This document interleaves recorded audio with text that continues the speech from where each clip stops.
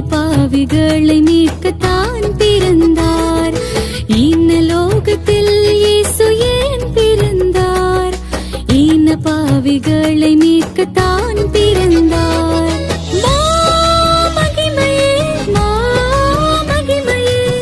மனுக்குலம் மீட்ட மகிமையே,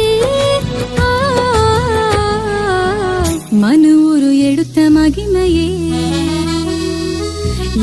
லோகத்தில் இயேசு ஏன் பிறந்தார்? பாவிகளை மீட்கத்தான்